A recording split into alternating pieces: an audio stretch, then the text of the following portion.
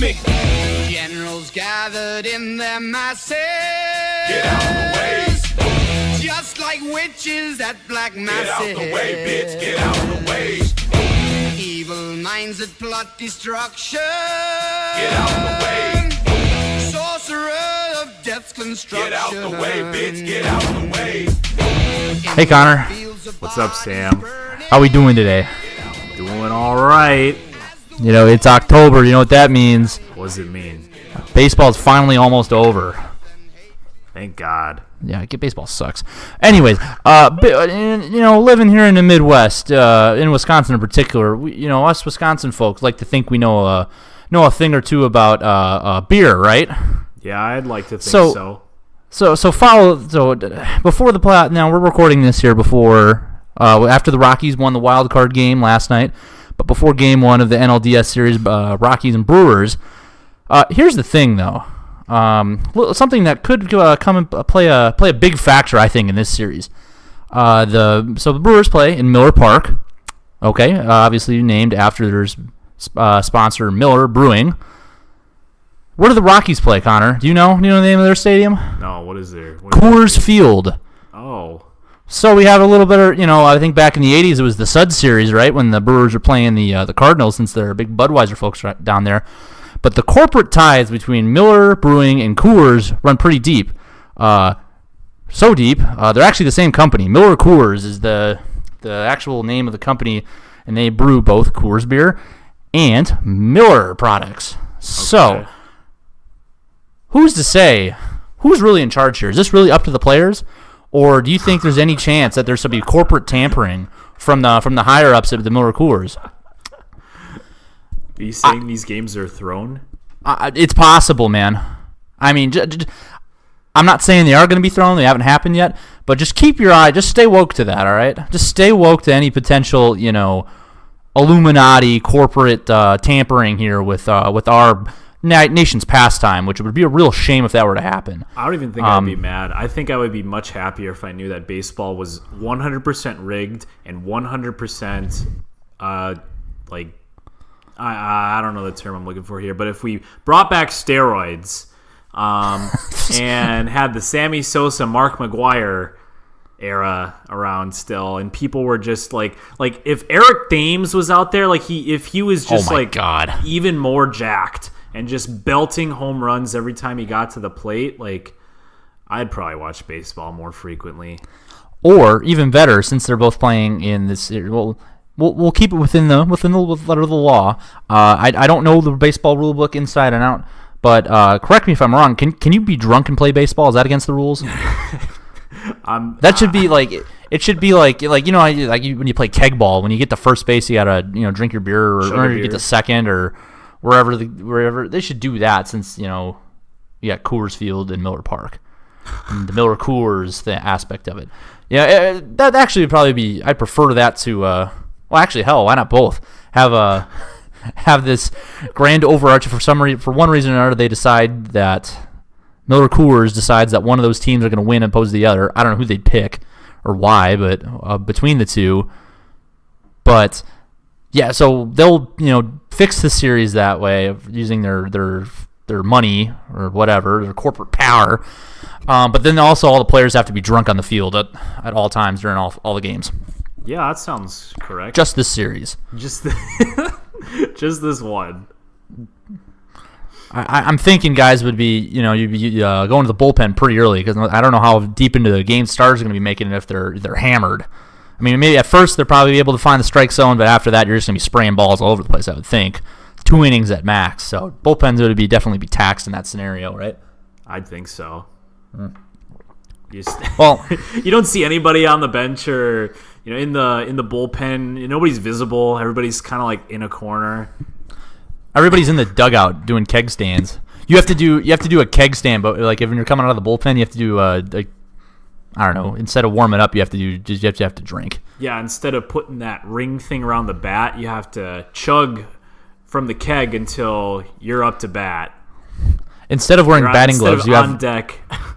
Instead of wearing batting gloves, it's like you have to play Edward 40 hands, and you can't bat until you can untape your hands and actually grab the bat. It'd be a much more interesting series. Yeah, I'd say with so, that, for sure. let's go into football. Yeah, fuck that baseball bullshit. We're moving on to real sports. Hell yeah. So let's recap what happened in Daily Fantasy last week. It's a momentous week this week because Sam won Finally. and it was a close game too. It came down to Monday night game. Yeah, it came down to the Monday night game. You but want to lead off, Sam? You want to explain? do you want to rub it in? Yeah. No, I mean, it did come down to the Monday night game, albeit I had two guys playing. I had Tyreek Hill and Kareem Hunt. Kareem Hunt had I believe his first 100-yard game of the season. And man, he was running people over. I don't know if you watched any of that, but Yeah. man, dude was trucking dudes. I felt real good when I was seeing him just run over dudes in that Broncos defense. Tyreek Hill didn't do a ton, but I mean, he's such a dynamic player where he's going to get his touches, and that's, within the context of DFS, that's good enough for what I was looking for. That's really all I needed. With Kareem Hunt having a good game. Other than that, I mean, man, you and I both had like lineups that were pretty good, except for one player each, just about. Yeah. I mean, I had Matthew Stafford, who did, Matthew Stafford had a pedestrian game by his standard, or maybe not pedestrian isn't the word I should use, but kind of a typical game. I think he threw for over 300 yards, had 2 touchdowns, probably threw a couple picks or something. He didn't throw any interceptions. No, none really. Nope. I still lost. And then I had some big performances. I had Robert Woods played Thursday night in that shootout in Los Angeles. That's very helpful, as well as I think the under the radar, probably the top tier running back. I don't know if he's under the radar, I'd say, but Melvin Gordon put up 30 some odd points. I don't remember who else I had, honestly. I don't have it up in front James of me, but White. oh yeah, James White. He's a very big productive. factor. Yeah, I mean that was he's kind of I was playing him in expecting production the similar way that I expected, I think, a week ago from Christian McCaffrey, where being very involved in the passing game, getting a lot of touches that way and racking up those PPR points. He did that and got the ball in the end zone, which is kind of a bonus. So him going off for 30 some odd points wasn't expected. Didn't expect him to do that much, but definitely welcomed it. Wasn't mad about it. No, not at all. One I was mad about, I know I had O.J. Howard, who got hurt Yeah. and dropped a whole 0 points. Didn't do anything. So thoughts and prayers, peace and blessings. To young OJ. Also, Fitzmagic is dead. Man, I Came- get it. I get why they benched him, because Jameis Winston is the, Also, they were down by 50 or whatever they were. Well, okay, I didn't necessarily agree with benching him mid-game, but I understand why he's not starting, I guess. Like, I don't like, why would you... it wasn't really his fault that they were getting shit on. Like, that O-line for Tampa Bay was just... it was pretty much Swiss cheese. Like, I don't know what you do about that. Yeah, I think you got to fire Dirk Cutter first and foremost. That's what he said. He said it in the post-game interview. I think everybody should have been fired, starting with me. Okay. Careful, all right. Dirk. Careful. If you say so. Yeah, so anyway, not to get too far down this beaten path, but pretty much, yeah, we had two well-stacked lineups. Fucking Mike Williams didn't do anything, just for no reason whatsoever. Has he done anything? He Yeah, might have. But have I missed? He's technically fourth on the depth chart, but he's been getting more production than Tyrell Williams and Travis Benjamin, who are ahead of him, I think. Okay. So he's moving into the role that he was drafted to be, I think. And he had good games for the 2 previous weeks to the game against San Francisco. And then he didn't get any targets was the problem. Like, he didn't do anything the entire game. So, and then Jarvis Landry also kind of laid an egg in that 42-point,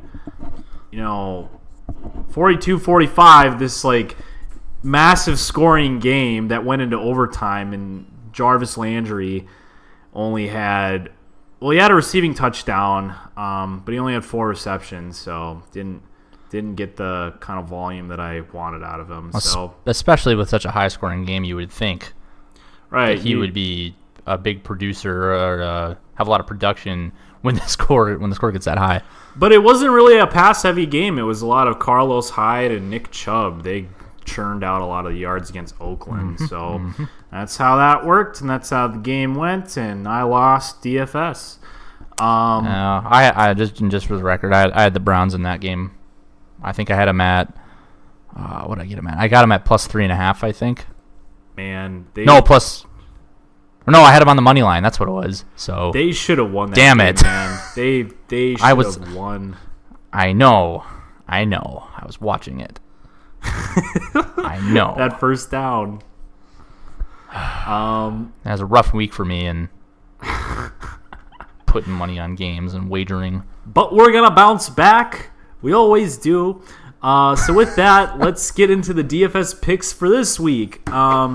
So I'll run down my list because my list is a little confusing. I'm not set on anything. Nothing's set in stone here, and I haven't delineated my tournament plays versus my cash game here. So let me break it down here. So against Sam, right now I have Alex Smith, quarterback. I've got David Johnson, TJ Yeldon, Jamison Crowder, Julio Jones, Adam Thielen, Jared Cook, Aaron Jones, and Ravens defense. So in those picks, if you'll notice in my spreadsheet, I've highlighted a few.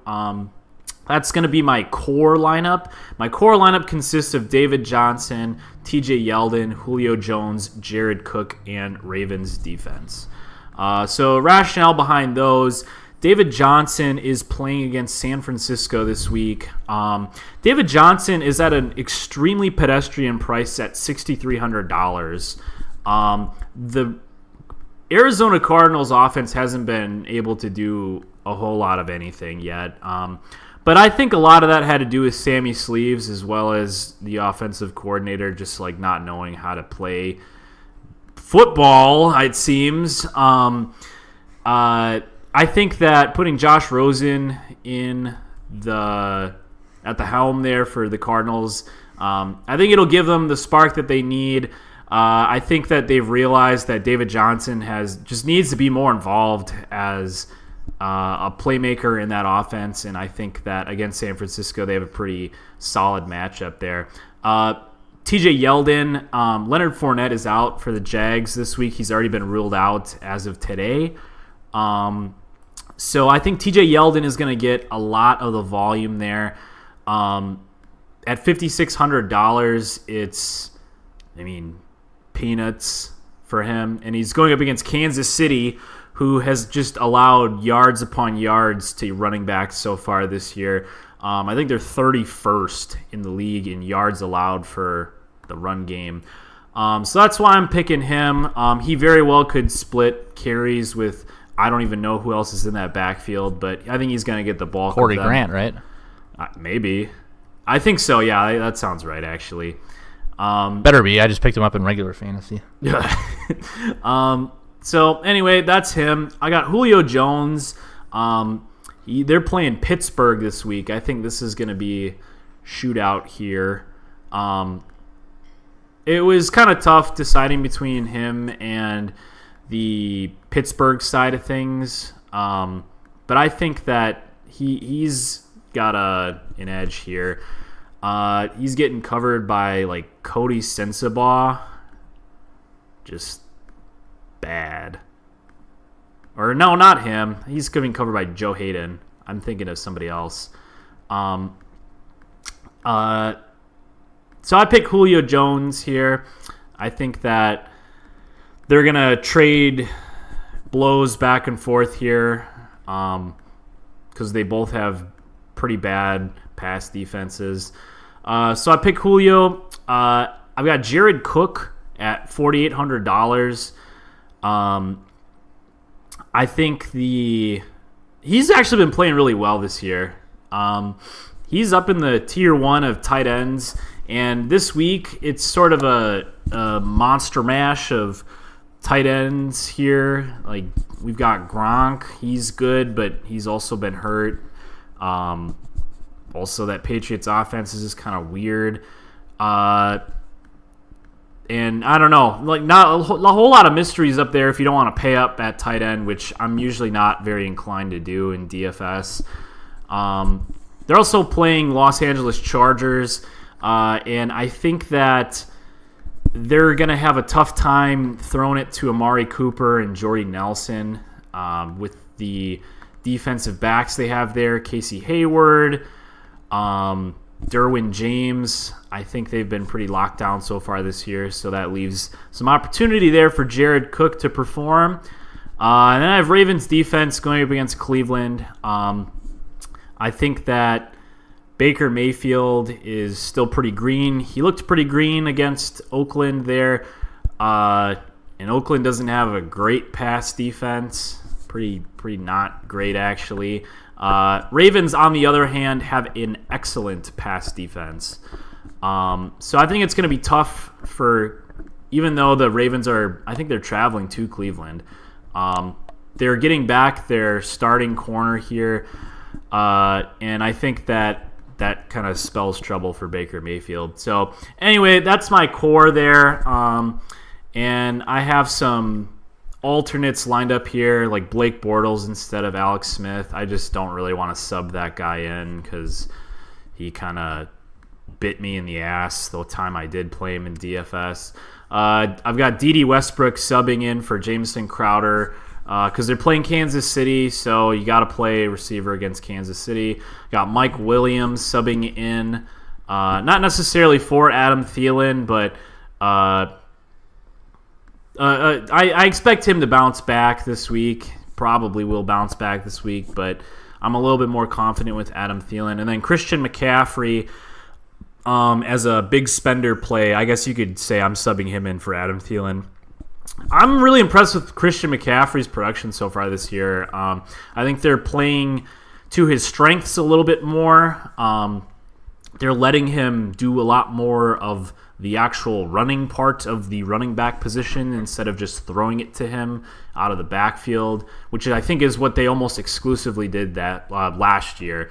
So, like, he's been performing great this year, and he's been getting a ton of production as a result, putting up a lot of points in PPR format. So, anyway, those are my picks. Not really confident in them, but, you know, when are we ever, I guess.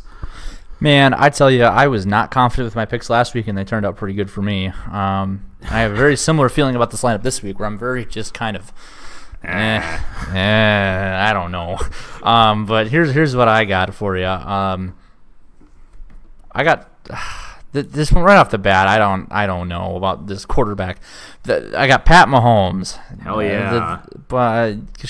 Showtime Mahomes or whatever.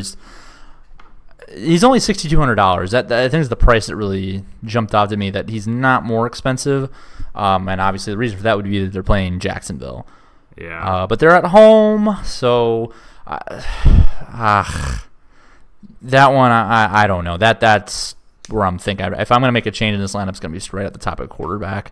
But I don't know. Who knows? If Pat Mahomes hasn't thrown an interception this year, and he can throw lefty too, I guess. He's hot. He's good. Might need to do that. So running back, I got Melvin Gordon, big time producer, big spender, $8,600, and I got Alex Collins. Alex Collins is interesting. If he scores a touchdown, I think he's going to be worth it. They're playing Cleveland. Which that's another one where I don't know about this. I just see Cleveland on the schedule and I automatically assume they're bad. Yeah. But they're not. They're not. Their defense, especially their run defense, isn't terrible. I don't know exactly where they stack up in NFL, but I mean their front seven I think was decent. And God damn it, watching the end of that game against the Raiders, their secondary was suspect. Yeah. God damn it, their secondary was not very inspiring. So yeah, I don't know about that. So far I feel good about Melvin Gordon. Robert Woods, I definitely feel good about. I mean, any of those top three receivers that you get from the Rams, the way Jared Goff and Sean McVay have that thing cranked up right now, it's gonna be tough to stop them. They're playing at Seattle. which that's kind of the opposite of that Cleveland thing, where I automatically assume that Cleveland's bad. I automatically assume that Seattle is good at defense, and we all know that that's not true anymore. Right. So we're learning here. Then I'm playing Calvin Ridley. Calvin Ridley has been very productive, except for week 1.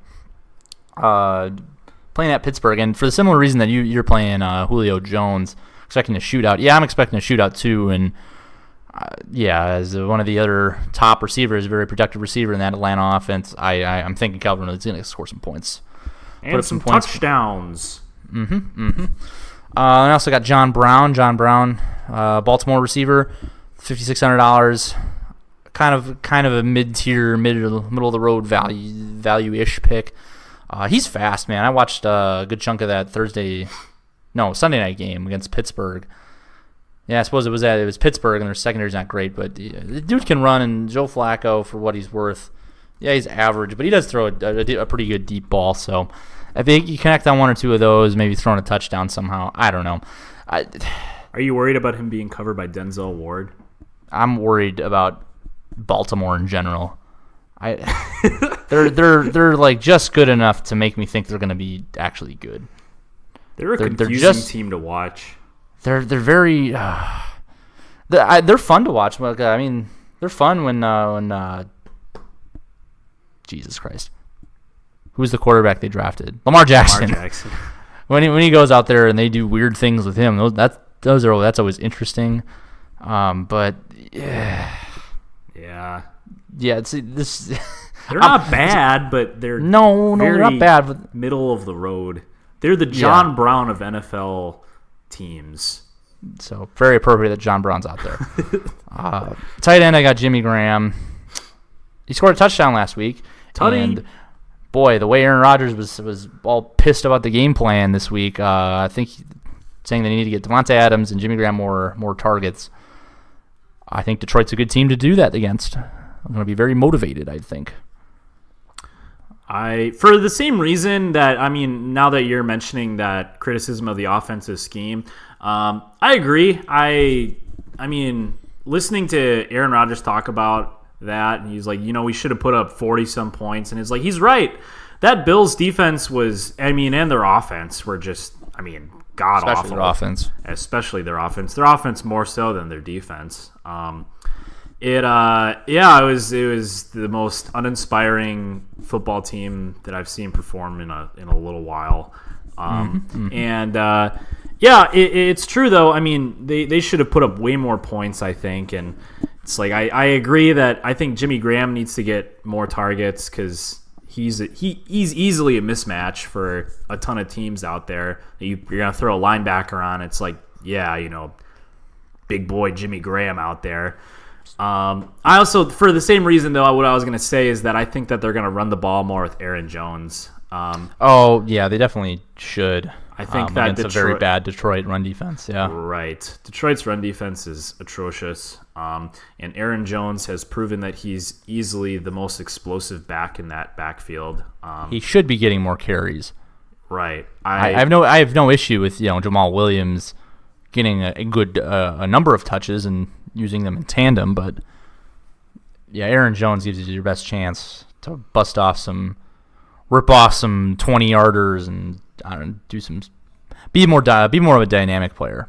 Yeah, no, I agree. I think that I don't think they should get rid of the committee because I think that you can make a more dynamic offensive scheme by having those three guys. Like Ty Montgomery was a former wide receiver, so you can do a ton with him running routes out of the backfield. Jamal Williams, I guess, is good at blocking. And he's I also feel very not bad comfortable at running. Yeah, I think he's more of a pounder, going to give you 3 or 4 yards on a cloud of dust up the middle between the tackles. Right. I think it's interesting that running back group they have there. All three of them kind of have a role.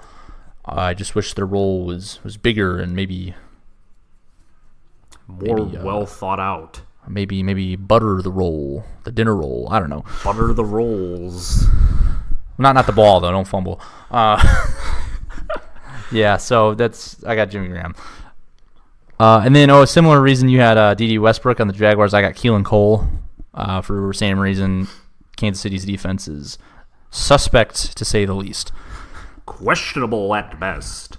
So as long as Blake Bortles is, good, we get good Blake this week. You'd think a lot of that Jacksonville offense would be very productive. There was good Blake last week, so that's why I'm I'd be skeptical of like, you. he's on or off, man. It's on or off. You get good Blake, or are you gonna get a 9-6 against the loss of the Titans Blake? Yeah, fuck, man. And then I got on defense. I usually go to the bargain bin for getting real cheap on defense. I kind of went middle of the road. I got Bengals 2,700. Bengals defense playing Miami. I don't know. Do you trust Ryan Tannehill? Do you trust? Dude, he's been. I don't know, actually. Who would you rather have, Joe Flacco or Ryan Tannehill? Ryan Tannehill. Really? I'd take Joe Flacco. I don't want. I put Ryan Tannehill below the Joe Flacco line. Yeah, I don't know. I think Ryan Tannehill on a good day is better than Joe Flacco on a good day, but Ryan Tannehill on a bad day is probably worse than Joe Flacco on a bad day. Yeah, I'd agree. And they also got Kenyon Drake, who I don't know what he does. Dude, he's whole lot of nothing. Nothing. What is Kenyon Drake doing back there? I think so. The thing that bugs me, though, is that Cincinnati's pass defense is not good. And I think that there's enough weapons in Miami to expose them. Well, I don't know. That's what I get for going to the bargain bin for defense. Well, Ravens D is only $100 more. Well, that means I gotta cut someone else then and go down $100. Yeah, that's true. I'm very lukewarm about this lineup, so I'm gonna stick with it. Okay. It worked for me last week, just being very I don't know. Yeah. It's probably better that way rather than being confident and having your hopes and dreams shattered. So with that notion, set your expectations low and be surprised when you do something well. That's right. Exactly. So similar to that concept, let's move on to regular fantasy where my outlook is consistently negative. Do you want Calvin Ridley? I'll trade you Calvin Ridley. No. I'm I'm pretty set at the wide receiver position, actually. Me too. That's why I want to trade him. I got Mark Ingram back. Hey, running back. And you're going to get Le'Veon Bell back in a couple weeks. Just in time for the bye week. Hell yeah. Yeah, I don't know. He's coming back, I guess. I don't really know what to make of any Le'Veon Bell nonsense that's been happening. He says he's going to report by the bye week. If he does, great. Awesome, incredible. I just plan to lose every single game though, because I look at these like matchups that I'm going up against. It's like I have an all right team, like Mark Ingram. I'll just go down: Ben Roethlisberger, Mark Ingram, Philip Lindsay, Emmanuel Sanders, Cooper Kupp, George Kittle, D.D. Westbrook, New England defense, and Steven Gostkowski. But, however, I'm going up against a team that has Carson Wentz, Marshawn Lynch, Melvin Gordon, Antonio Brown, Tyler Boyd, Vance McDonald, John Brown, Tennessee defense, and Mason Crosby. Holy shit. Yeah, just like, that's what it is. Like, every single week, it's like, we got some players. And it doesn't really shake out quite that way. Like, it kind of looks uneven. And then, like, I'm pretty sure this past week, I would What's have... your record? I think let me look real quick. I'm sitting at a solid 2-2. Oh, I'm 1-3. So, yike. Yeah. Last week though wouldn't have been quite so bad if I think the problem was that, let's see here. No, I don't know what the problem was. I'm not going to go back and look. I don't know. It was close, though. Like, these games aren't, like, total blowouts. I think I've only had one game that I've been blown out. Otherwise, it's been pretty head-to-head. So, not quite that bad, but, like, I don't know. My team is just not very inspiring. And, like, my team is largely consisted of, like, waiver wire pickups. It's never good. No, it's not great. But I mean, I've got some shining stars that have really come through for me. You know, Cooper Kupp was a surprise. Philip Lindsay has been a productive person. I just picked up D.D. Westbrook for this Kansas City game, and I'm probably going to put him right back down as soon as T.Y. Hilton comes back and Allen Robinson comes back. So if Le'Veon Bell decides that he wants to play football this year, I might be a contender. But until then, I'm just expecting to lose games. Yeah, my lineup is, I think, better. I feel better about it than you do. But I have similar issues at the running back position. Well, I've been also juggling quarterbacks here this week because I bought in on Fitzmagic maybe a week late, but so he has been sent to the Shadow Realm. I have no longer on the roster. And then I drafted Alex Smith originally, and You have 3 quarterbacks on your roster? I do. I currently have 3 quarterbacks. I have Alex Smith. My big pickup this week, I was going to picked up Mitch Trubisky after his big game. So a week late on that. But they have a bye week this week. So I was like, well, heck, I got to play somebody. So I have Alex Smith and then also Joe Flacco. So I got 3 quarterbacks because I'm stupid. Hell yeah. But yeah, my running back situation is goofy because I drafted like Kenyon Drake in like the 4th round or 3rd round or something, way too high, I guess. But I mean, I also got Cohen. Well, they had a bye week this week. I missed out on the Tariq Cohen game last week. Yeah. So when they come back, we'll see. When the Bears are back at playing action, I also got Peyton Barber on a bye week. So right now my running backs are Kerryon Johnson and Corey Grant. Corey Grant playing second fiddle to TJ Yeldon in Jacksonville, so he will be around for not very long once Leonard Fournette is back. Corey Grant looked like he was productive out of the backfield catching passes in the New England game that I watched, so I don't know. It should be a high-scoring game. We got good Blake. I don't know, dump it off to him. Who knows? It's either I play him or Kenyon Drake, and or Theo Riddick, and I play both Lions running backs. I don't think that's a good move. I don't either. Yeah, but anyways, receivers I feel pretty good about. DeAndre Hopkins, Michael Thomas, and Robert Woods. 3 pretty solid dudes. And I also got Calvin Ridley on the bench. As soon as I put Calvin Ridley in my lineup, he's going to have a quiet week after all these big games. So I'm just sitting on him. Yeah. And I like, and that's the thing. Like, who do I sub out? Which one of these 3 receivers do I take out and put Calvin Ridley in for? DeAndre Hopkins, Michael Thomas, Robert Woods. Right. I mean, that's a real issue. I mean, with Robert Woods, it's tough just because it's you never know last week was sort of an anomaly. He's been productive every single week all season. He's been, I think, the most consistent of the 3. Yeah, he's pretty all right. Michael Thomas, number 1 dude in the New Orleans offense. I'll still roll with him. And then, I mean, despite the fact that the Texans haven't been very good this year, I mean, DeAndre Hopkins has been quietly productive. DeAndre Hopkins balls out. He balls out regardless of the QB situation. Man. Yeah, he might be. There's one thing you learn about DeAndre Hopkins. It's that he's fucking good no matter what. Gets you points. I think every between single week. Him, maybe Larry Fitzgerald. I don't know. Larry Fitzgerald's the other quarterback that comes to mind that balls out regardless of your quarterback. I mean, maybe not so much anymore in his old advanced age, but like, I mean, back in the day when he had Matt Leinart and all these garbage Ryan Lindley, just trash quarterbacks.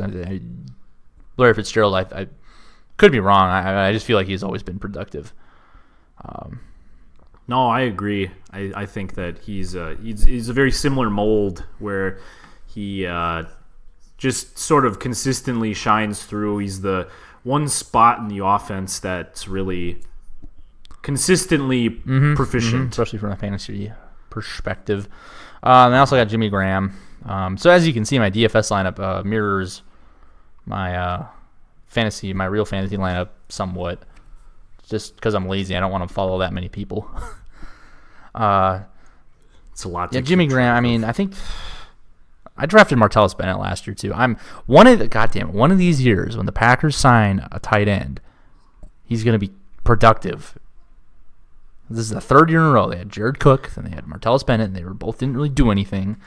Jimmy Graham hasn't really done a whole lot. He did score a touchdown, but hasn't been the dynamic playmaker that you expect him to be. But this week it's going to happen. They're all pissed at each other. Aaron Rodgers is pissed at everybody, so this is going to be the week. This is the week. You know who we haven't really been Who's that? hearing about? Mercedes. No, I Lewis. haven't even seen him in the game. I would happily put him in over Lance Kendricks. I hate that guy. No, I know Lance is a good dude. He's a good dude, but man, he's got bricks for He had hands. another bad drop this week, right? I Yeah, thought I saw that, but we were on the field. I think, sounds for right. it. It's like, God, yeah, I don't know. I understand why we got rid of Richard Rodgers, old Dick Rod. You know, he's like, I don't think his athleticism is quite there. Never was. He was But like at least he didn't do stuff like that. was just a like, dude. consistently disappoint. He'd show up and Yeah. just be okay, and that's he's had a nice good little run here in the NFL now with the Eagles, but carved out a nice little career. Not going in the Hall of Fame or anything, Yeah. but he's a guy, making and there's money. something to be said for that. You need guys. You just need just regular guys. Players. So with that, let's move into the newest segment to this this show. We both joined a survivor pool this past With week our guy Cheech the Barker, Cheech Barkin Cheech.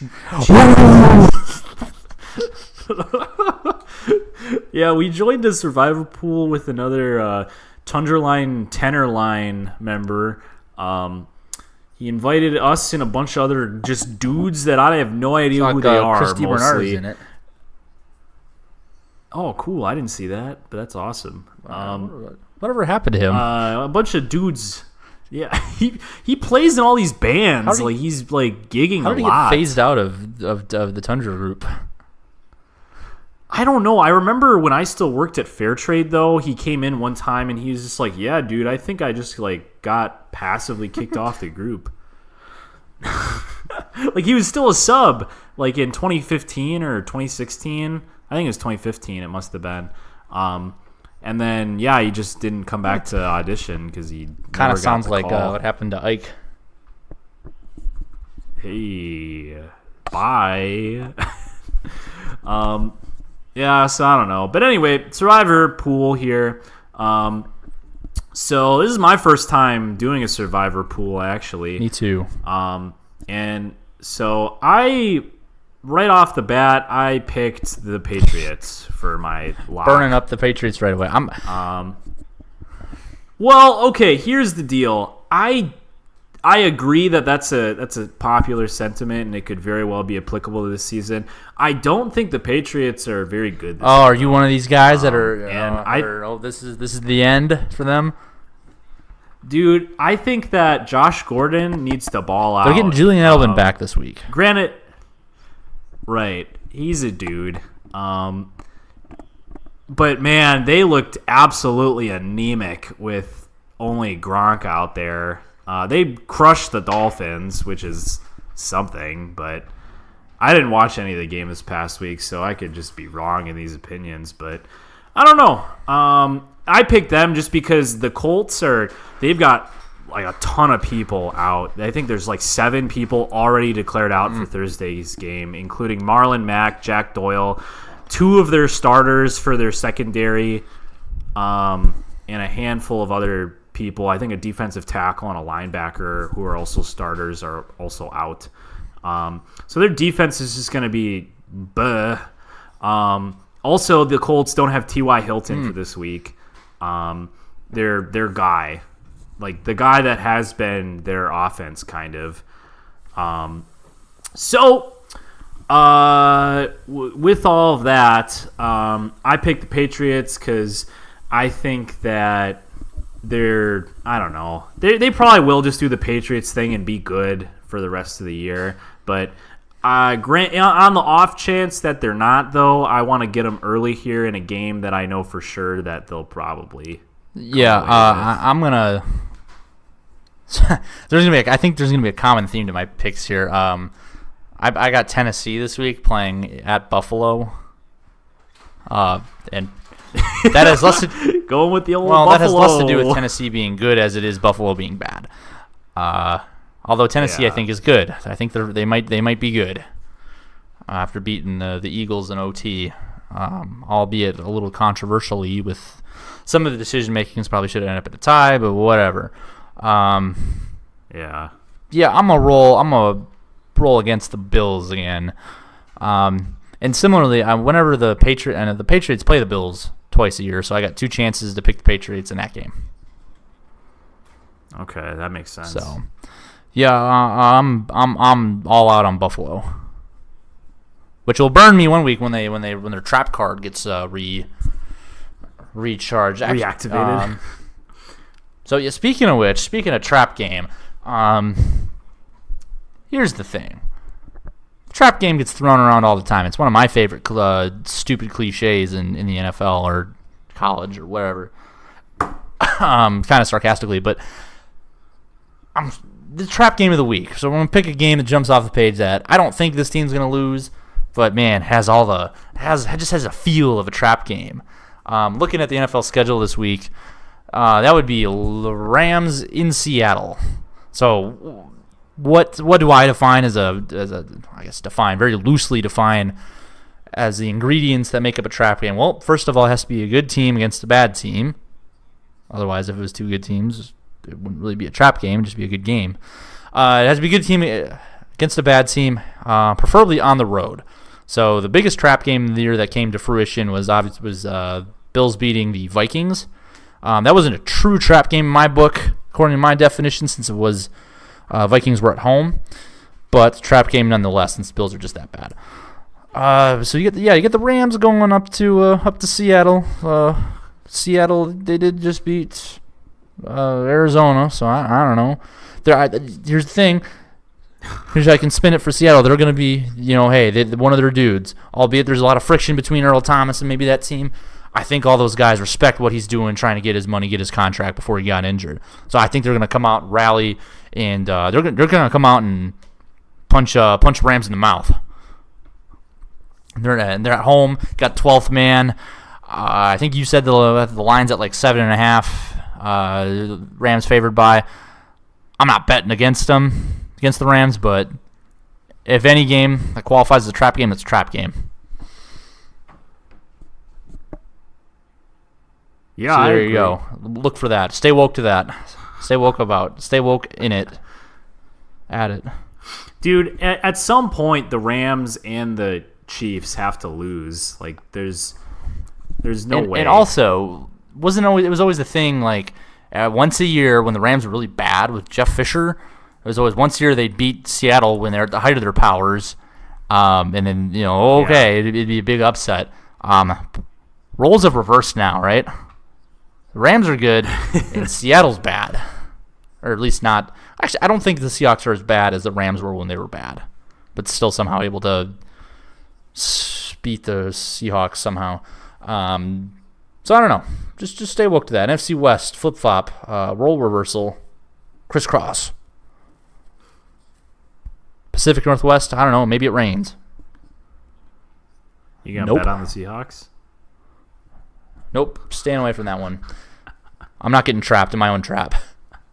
My own declaration of it being a trap game. All the other...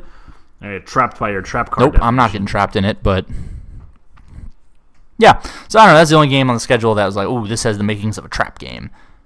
And what'll probably happen is the Rams will win by like 30. But... Could happen.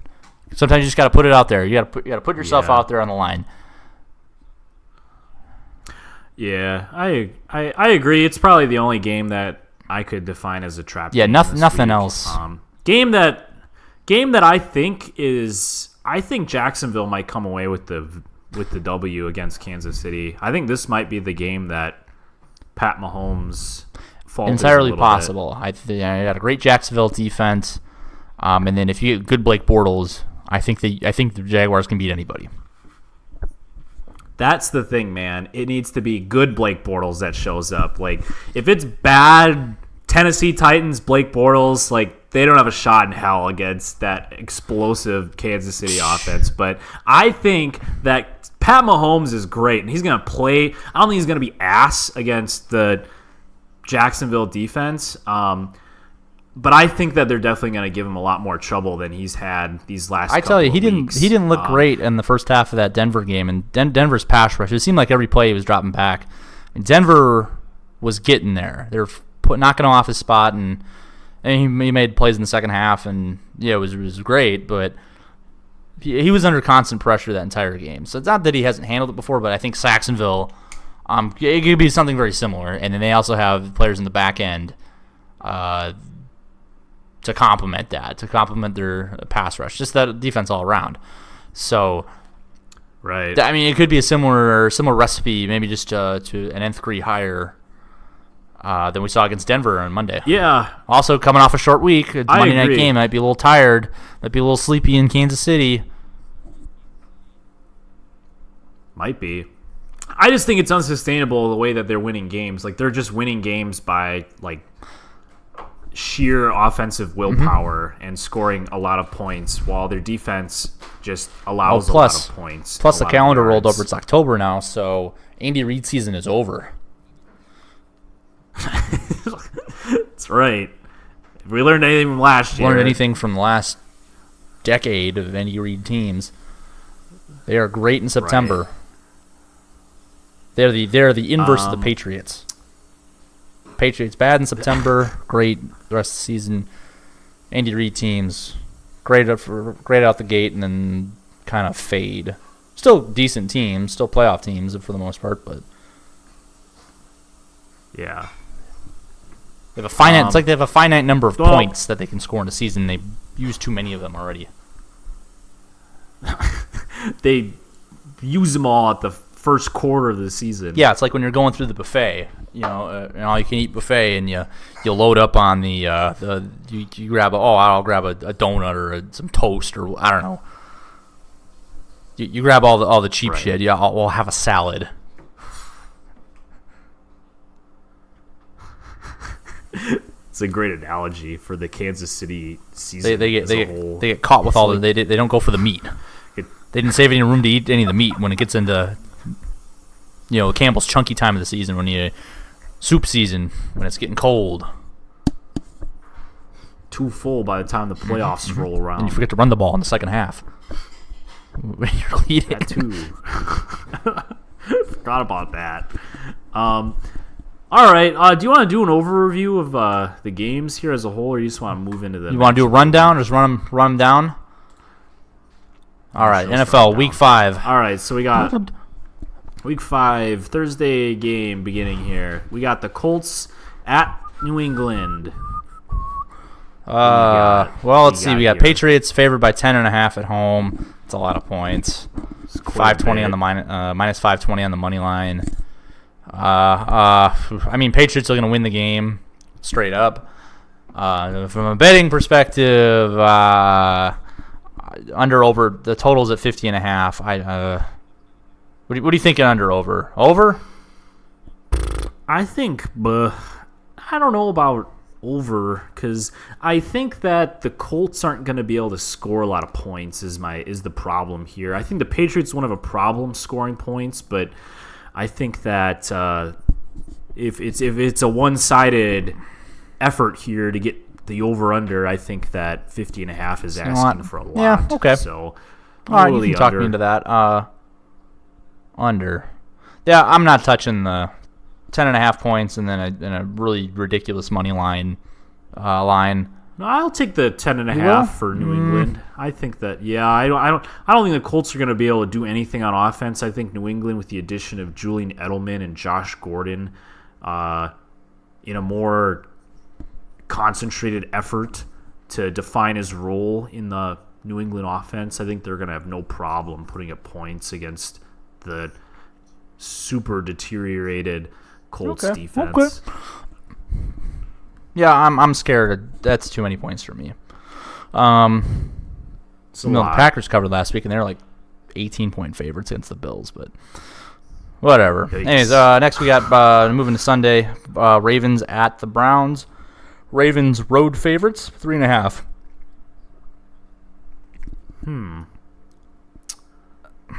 Yeah, that's what I think too. Take them on the Money line minus 65. That's not terrible.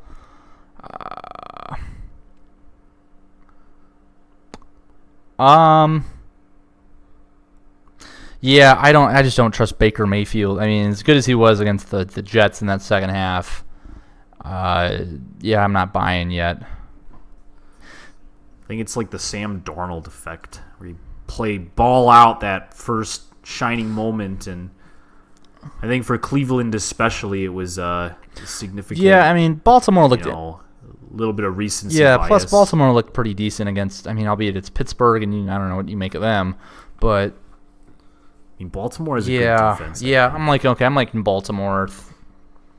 Yeah, that's 3.5. Yeah, I'll take them on the money line also.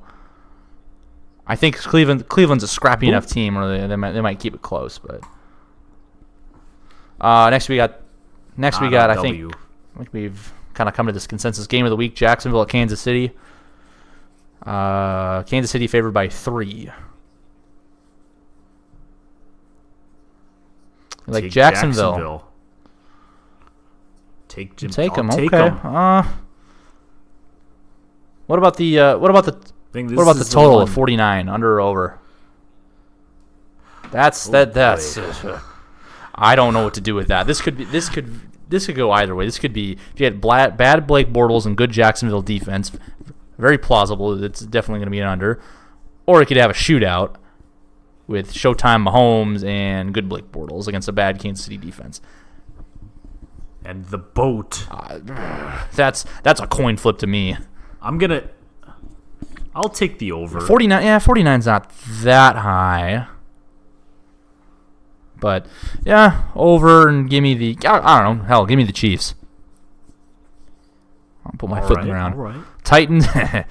oh, this is an interesting line. Titans at Bills. Titans favored by only 3.5. Yeah, give me the I'll 3.5 take that. Titans, no question. Moving on, Giants at Panthers. Panthers favored by 7. Oh boy, golly! See, this was actually before I picked the Patriots. I actually had Carolina as my lock for Survivor pool first. Yeah, that's not a bad pick. Um, I'll take the 7 points. That New York. Yeah, I don't know. I'll take them Minus on the money 310. line. You're not making them on. That's a lot of risk, but yeah, I don't know. I think that's probably the right call. I'm not going to disagree with you. I'll take the minus 7 though. Broncos at Jets. Pick 'em. Ooh. Give the Broncos. I don't trust Sam Darnold. It's in New York. Yeah, I'll take the Broncos Got too. the Broncos. They're going to be very motivated coming off a gut-wrenching loss on Monday Night Football for everybody to see. They're going to be.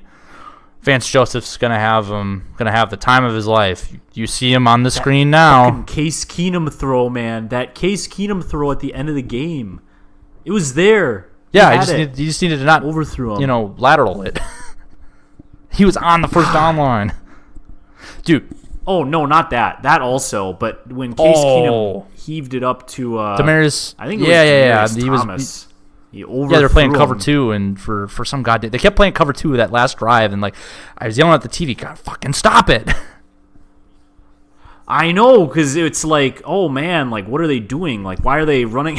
Why are they running cover 2 against? Yeah, and they're just empty running set running there? verticals, so wherever the safety goes, you have somebody either on the side, the safety goes with someone running up the seam, and then the guy on the boundary is open, and the other way around the seam's open. Like, what is going on with this defensive scheme? Put at least a third guy that maybe cover 3, cover 4.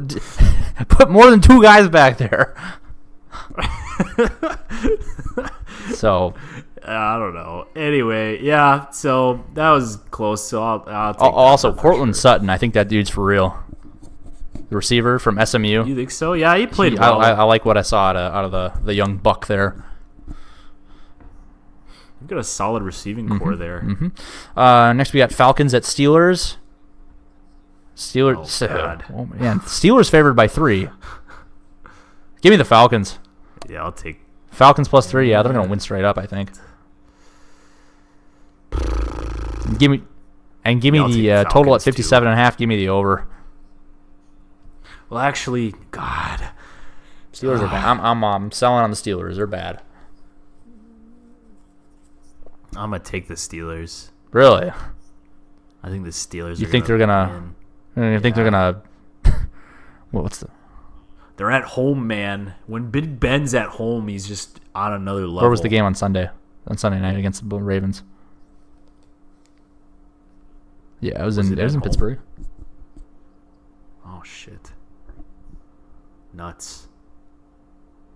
Yeah, I'm out on the Steelers. They also tied to the Browns at home. I know they're not doing well. I'll take the Falcons. All right. You changed my mind. Now we got Packers at Lions. Packers 2-point road favorites. Give me the Packers. Yeah, dude, I'll take the Packers. Yeah, I think. Easy. What are the Lions are 1-3? Yeah, well they beat the Yeah. Patriots, but of any team that Matt Patricia's going to beat, should be the Patriots, right? I mean, you'd think so. Like, defensive coordinator, you know exactly where all the deficiencies were there. Plus, you got angry Aaron Rodgers, so definitely Packers gonna cover that. Only 2 points.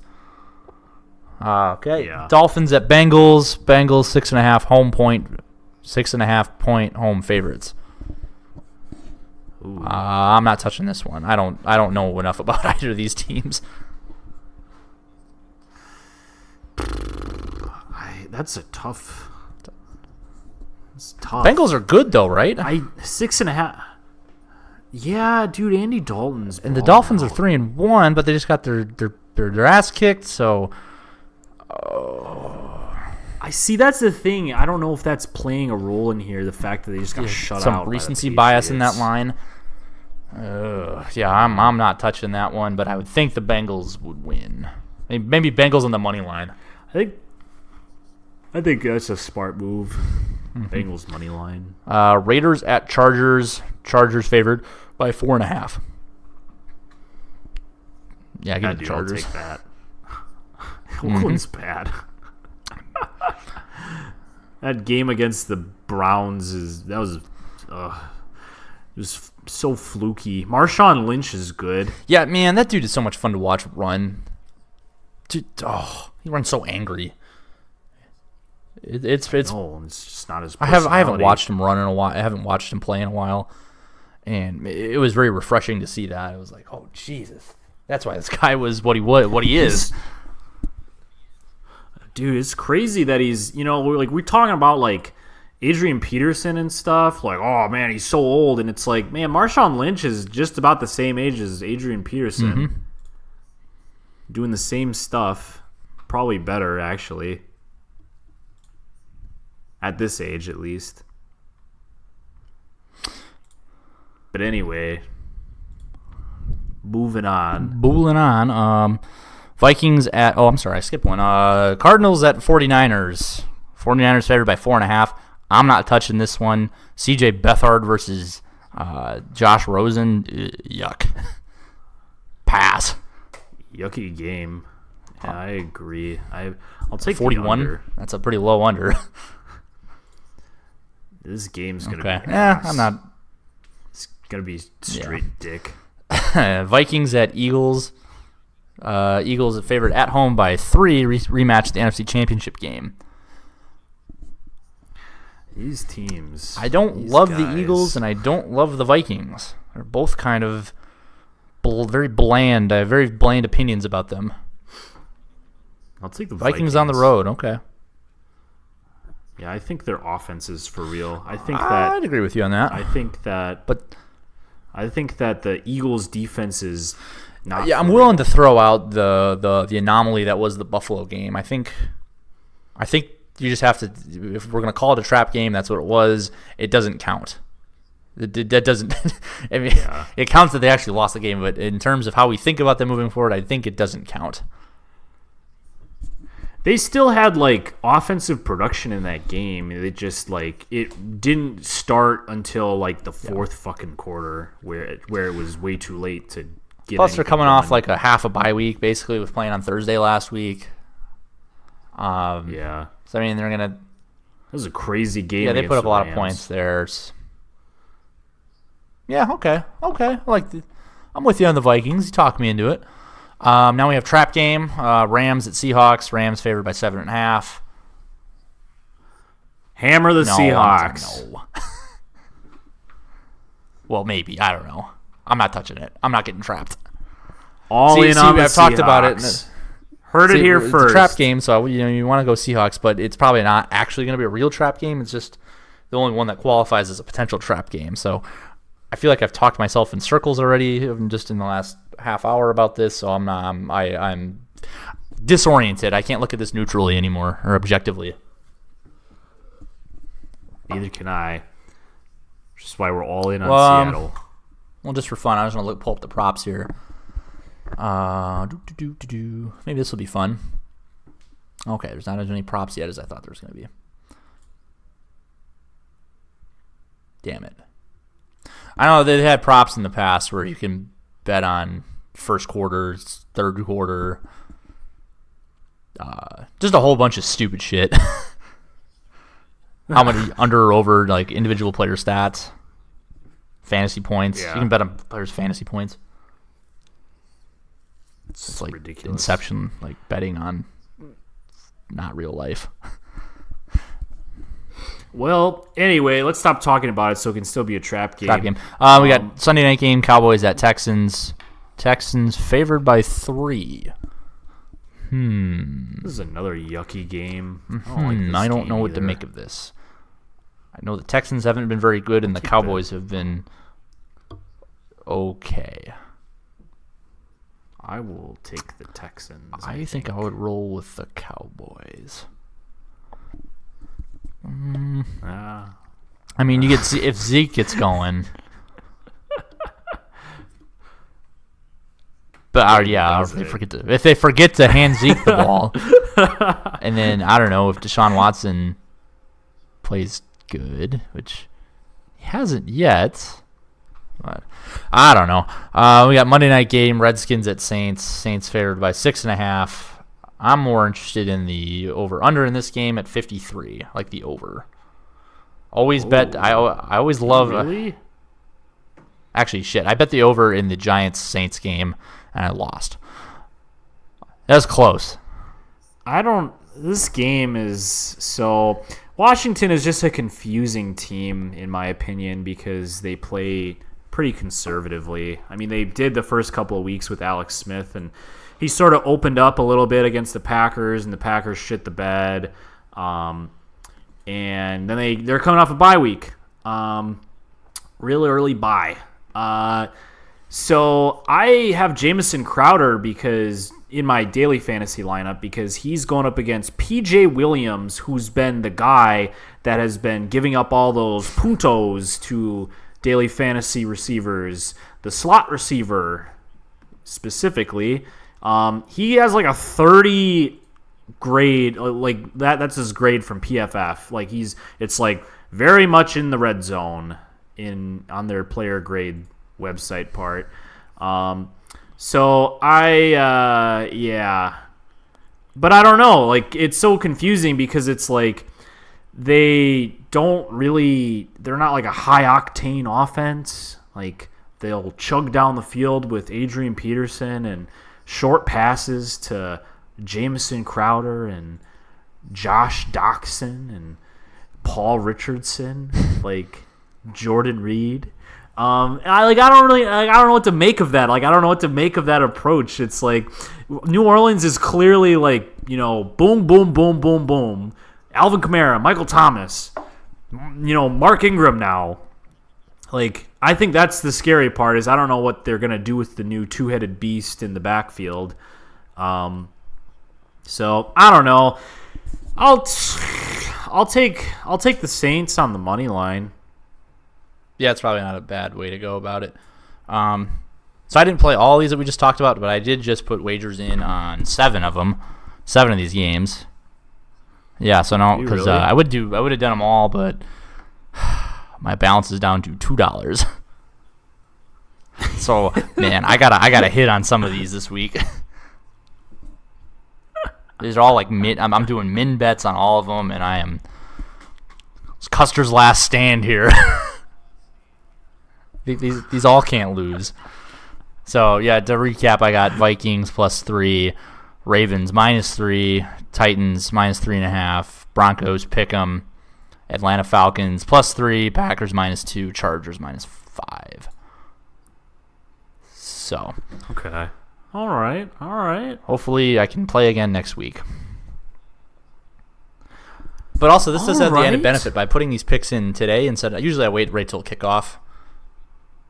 But by doing this right now, this prevents me from betting on college football, which is a good thing. Because I've been terrible at that. I haven't been much better picking pro games here, but college football has Yuck. man. I was in a pretty good spot. I did pretty good over the summer with. I didn't bet on a lot of stuff, but with I did real well in playoff hockey somehow. And then I was like, man, I know more about football than I do about all these other sports. But I guess not. So I've gone from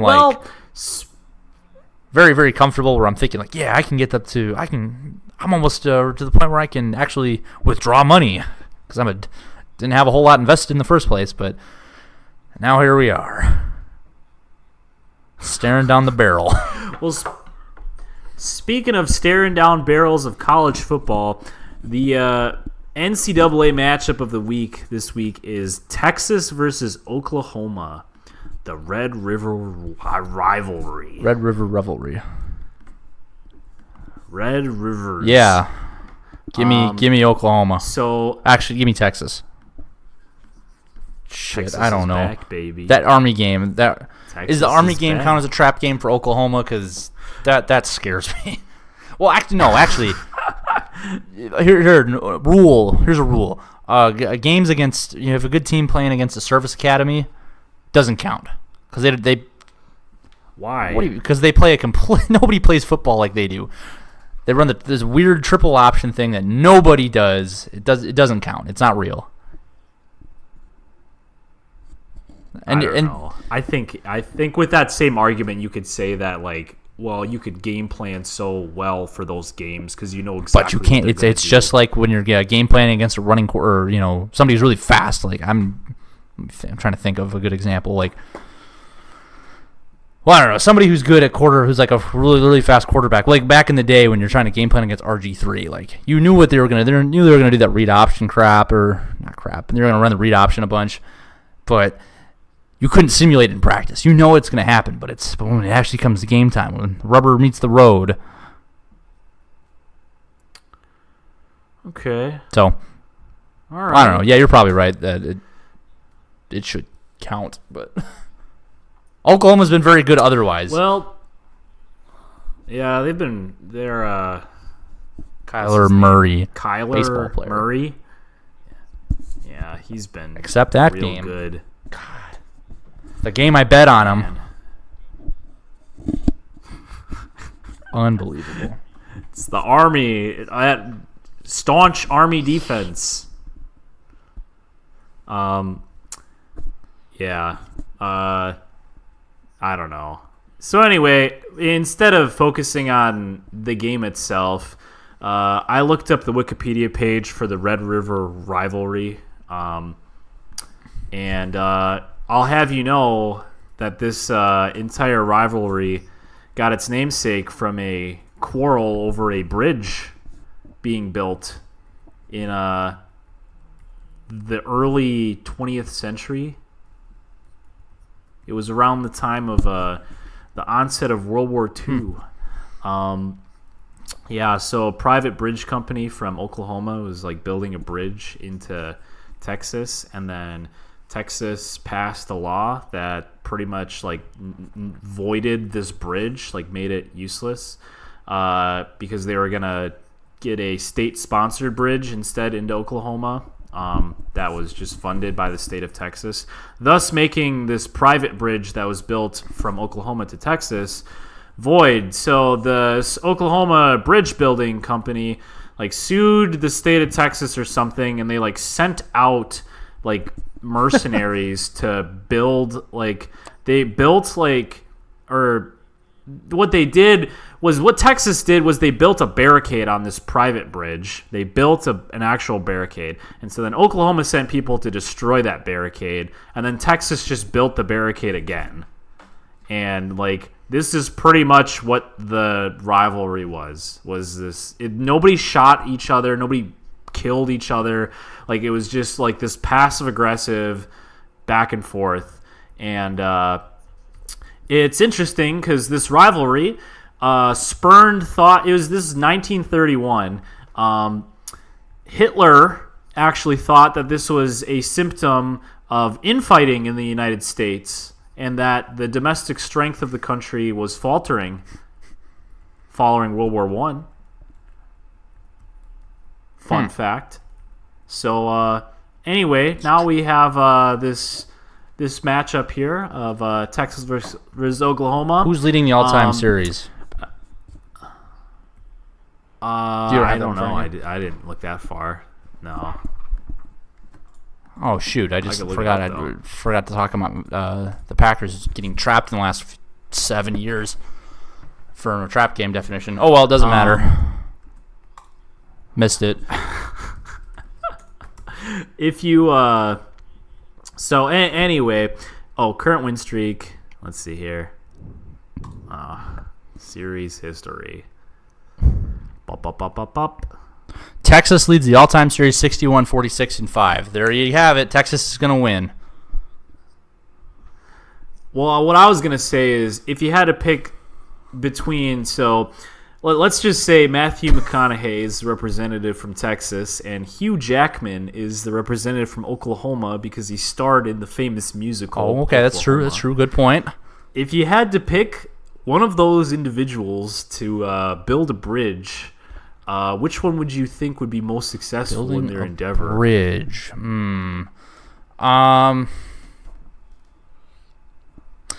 Did Hugh Jackman? Now I haven't actually seen all of Les Miserables. Did he get released from prison or did he break out of prison?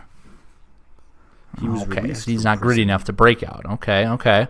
Meanwhile, for Texas, Matthew McConaughey, he did. People forget. He did have AIDS and whatever. Got the medicine for it. Yeah, he did that. I mean, I guess counterpoint to now that I'm thinking about it, he's kind of a frail guy in that movie, so I don't know how good he would be at swinging around a hammer. Or I suppose if he's operating a crane or something, he could do that.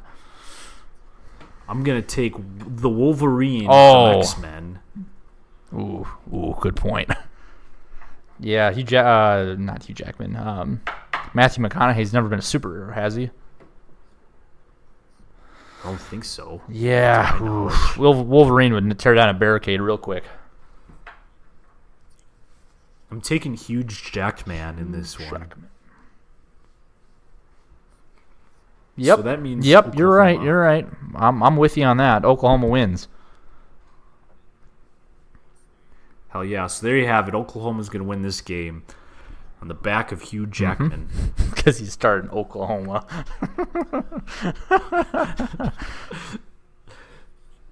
I watched that whole thing. You saw it live with him. Oh wait, you watched it? I know. So I watched. So I've I've never seen it live too, but it's a silly. I just know you were telling me about when you saw Connor starring in it and talking about paying for things in bits and using all these old words. I couldn't hold it together through most of it because it was just like, man, like you had to practice saying these like fake words. Like it's not even like it's like a dated Southern thing. It's not just a silly Southern accent thing. It's like, yeah, I don't know. But anyway, yeah, I saw the one that's on a movie with Hugh Jackman. I think it was in high school band because we were playing selections from Oklahoma for a concert. And I remember it was like it was the first time I think I had seen Hugh Jackman like sing in a musical, even though he's well known for his like Greatest Showman. voice and musical prowess. Wait, no, that's he's very good at it. Oh, that is Hugh Jackman. Yeah, never mind. What? Yeah, that's him. But I'd never seen him sing before, and it was surprising just to see. Wow, look how at well he Wolverine out sang. there singing. He's singing in the rain. Is that from that movie? Oh Oh, no. what's singing in the rain from? What is that from? I'm not a big musical guy. I'm not either. But yeah, I don't know. It's not The Sound of Music. I don't know. It's not The Phantom of the Opera. Oh. Singing in the Rain is a 1952 American musical romantic Oh, it's comedy its own film. thing. Apparently. It's. Oh. Is it a Hammerstein and Bernstein one? I don't think so. Could be wrong though. I'm just looking at headlines right now. This stars Gene I don't know Kelly. who that is. It's from 1952. How about so Chip Kelly? Is he in it? Anyway, I don't think Chip Kelly's in it. How about Chad Kelly? I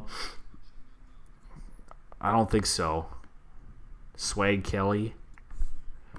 All right. Well, I think that'll do it for us. I have to make dinner. I'm pretty hungry. Yeah, it's about bedtime. It's a little after 9 Yeah. in the Central. Eric already went to bed. Actually, Good for him. I know he was feeling kind of under the weather when he got home from work, so he earned it. Anyway, all right, that'll wrap it up for this week. I think episode 5 here. Not the experts. Tune in next week. Get your locks of the week, your betting advice. Hear about how we're winning in fantasy football. See ya. Bye. Would you still roll if you couldn't see the sun rising on the shore of Thailand? Would you ride in if I wasn't driving?